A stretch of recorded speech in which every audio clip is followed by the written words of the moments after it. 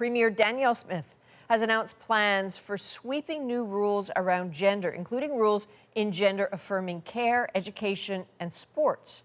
Julia Wong is here with some of the details. So, Julia, this is a big announcement, lots of details, but let's focus on the aspects having to do with kids, starting with healthcare. So Adrienne, Smith says that she's putting forward a policy to ban top and bottom gender reassignment surgery for children 17 and younger.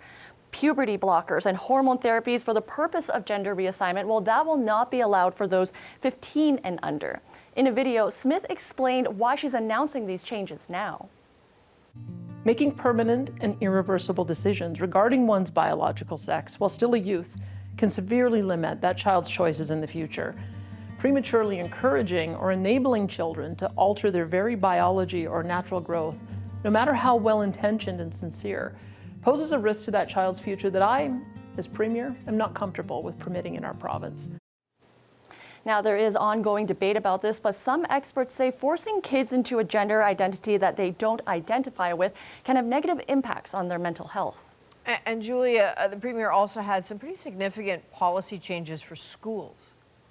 Yeah, she did. So right now in Alberta, parents are notified when their kids learn about gender identity, sexual orientation, or human sexuality, and they can choose to opt their children out. Now, moving forward, Smith says that parents will have to opt in every time a teacher wants to do a lesson on those topics. She also announced a pronoun policy. Parents need to give their consent if a child 15 and under wants to change their name or their pronoun. Now, for those older children, parents must be notified, but they are not required to give their consent. So obviously, a lot to unpack in this 7-minute video, and we are expecting to get more details from the Premier at a press conference in Calgary on Thursday. And lots of discussion to come, I'm sure. All right, Julia Wong, thank you.